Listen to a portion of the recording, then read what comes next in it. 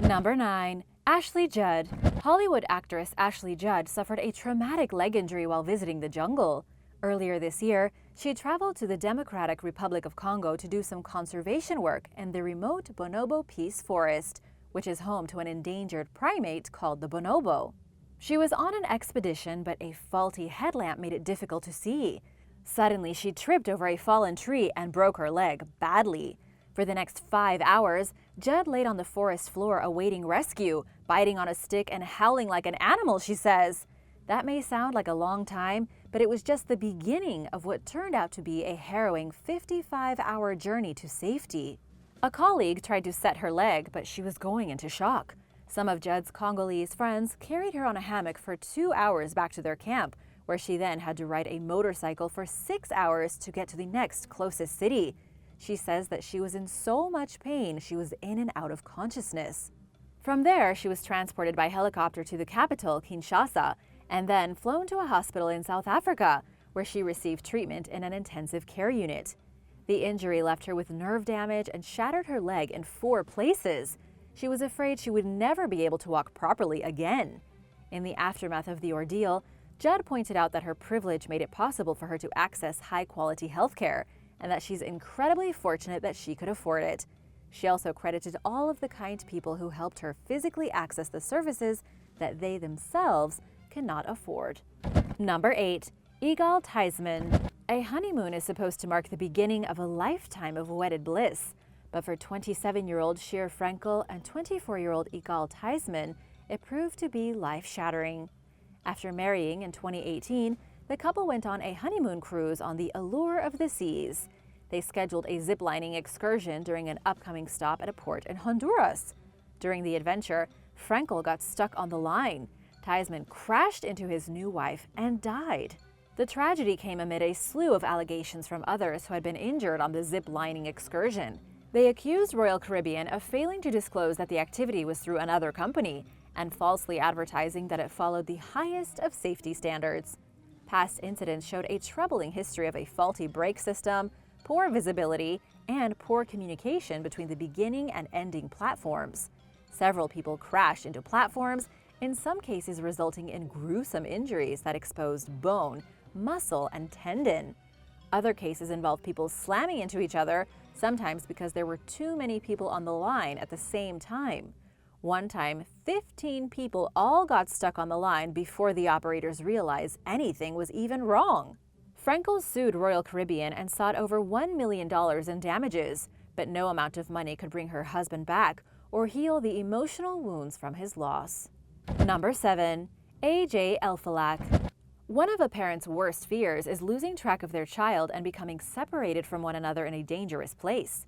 In September, a nonverbal autistic 3-year-old named AJ Elfalak disappeared from his family's rural property north of Sydney, Australia, in the village of Putty. His panicked parents and local authorities spent the next 3 days frantically searching for him. A police helicopter spotted little AJ just 510 yards from his home. He was crouched in a shallow stream, cupping water into his hands to drink. The boy seemed like he was in good condition, but was taken to a hospital for observation just to be sure. AJ's father, Anthony, told reporters that his son had been bitten by ants and suffered from diaper rash and abrasions. He nevertheless described his and his wife's reunion with AJ as a miracle. Police had already searched the area they found the little boy in. The emergency service officer who approached AJ later told the press that the minute he put his hand on the boy's shoulder, AJ turned around and grinned at him immediately. Law enforcement concluded that AJ was in the woods for almost the entire time he was lost and credited his survival with his ability to find drinking water. He's incredibly lucky that he didn't succumb to dehydration or freeze, with temperatures dipping as low as 43 degrees Fahrenheit at night. Number 6. Harry Burley. In early May, 69-year-old Harry Burley of Roseburg, Oregon, failed to return from a camping trip. His wife, Stacy, reported him missing the day after he was due to arrive home. The Douglas County Sheriff's Office then released a statement on social media announcing that they were looking for Burley and to contact them with any information regarding his whereabouts. Search and rescue workers found the man's vehicle near an area called Twin Lakes in Umpqua National Forest. They surmised that Burley may have planned to walk to the water to fish before heading home, and that he had perhaps gotten lost. Search teams scoured the area for over 2 weeks, leaving food along the trails in case he was hungry. Meanwhile, Stacy formed a community search group on Facebook where she provided updates on the mission. Over a week after Burley went missing, researchers found a makeshift shelter and a tackle box belonging to him, but he was nowhere to be found. They left a note telling him to stay there and that they would return for him the following day. It took the team 6 hours to get out of the woods from there, which speaks to how deeply lost Burley had become. A week later, a search team found another makeshift shelter belonging to the man. Much to their relief, when they called out his name, he responded. Burley was walking on his own and in stable condition, with just minor aches and pains. He was airlifted to a hospital for an evaluation and was soon released and reunited with his family. Speaking with local news stations, Burley explained that he got lost shortly after arriving at his destination. The next day, it snowed, and he became even more lost. But he was determined to stay alive by any means possible, at one point even drinking his own urine to stay hydrated.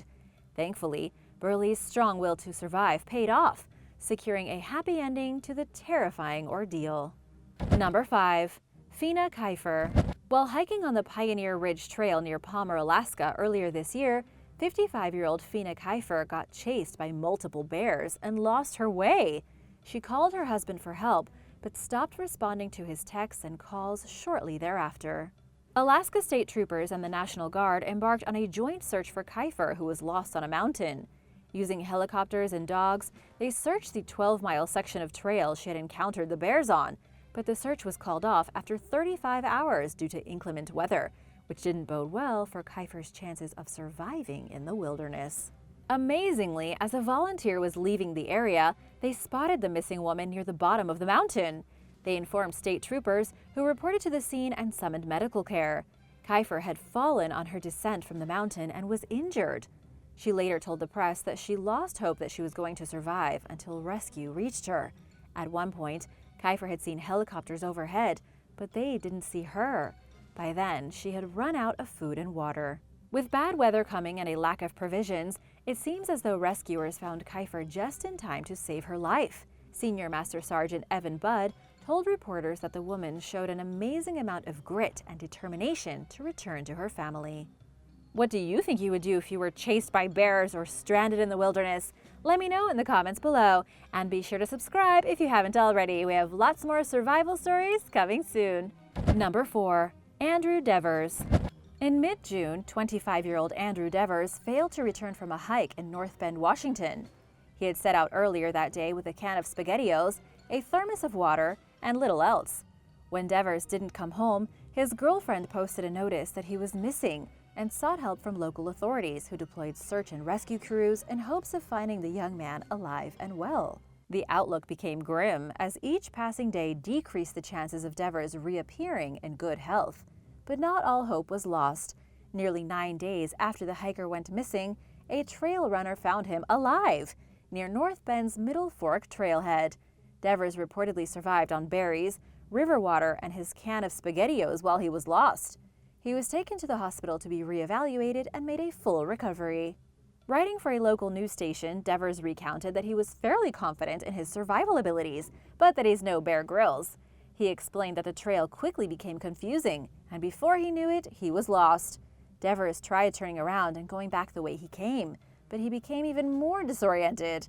He remained optimistic until nightfall, when it sank in that he was truly lost.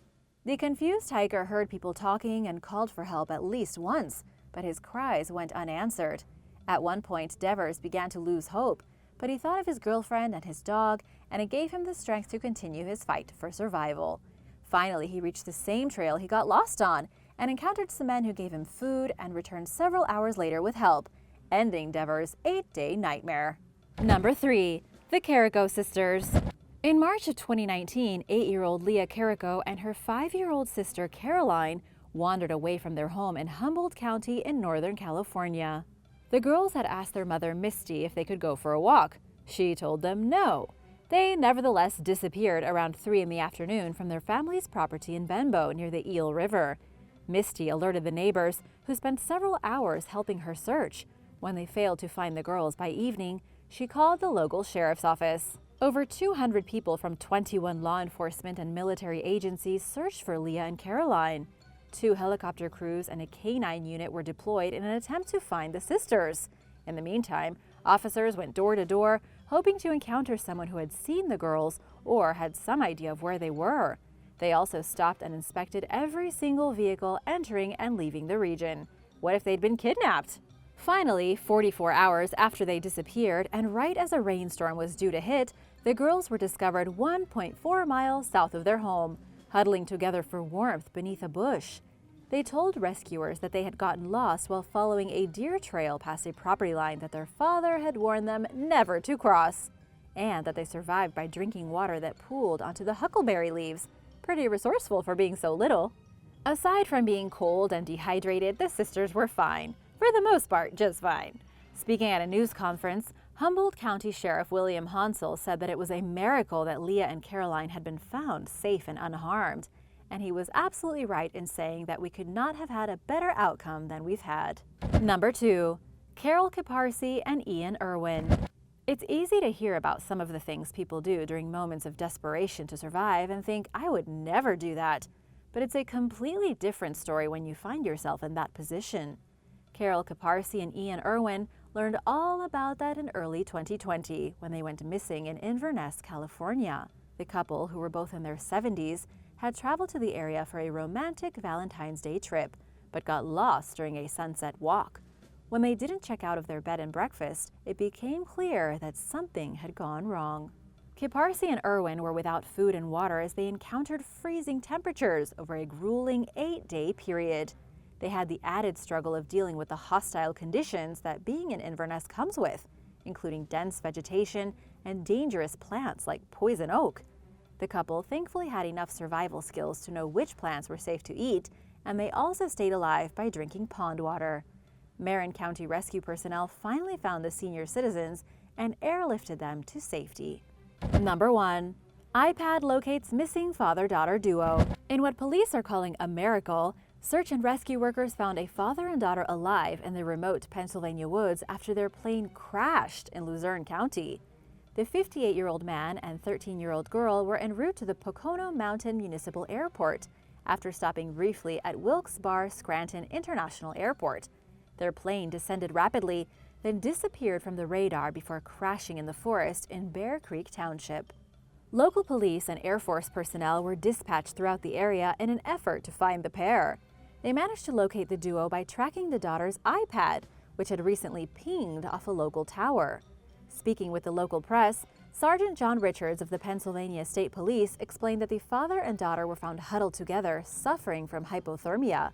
He added that it was good that the girl decided to use her iPad at some point because it proved imperative in the authorities' attempts to locate them. In fact, it led rescuers straight to the crash site, enabling them to get the pair to safety before the elements took an even bigger toll on them. The two were reportedly frightened when they were found, and understandably so. It's a miracle they were alive at all. The father initially thought an animal was approaching them, but the fear didn't last long. Much to the duo's delight, it was the military, coming to save the day. Thanks for watching! What's your favorite survival story? Let me know in the comments below, and be sure to subscribe for more stories like these. See you next time! Bye!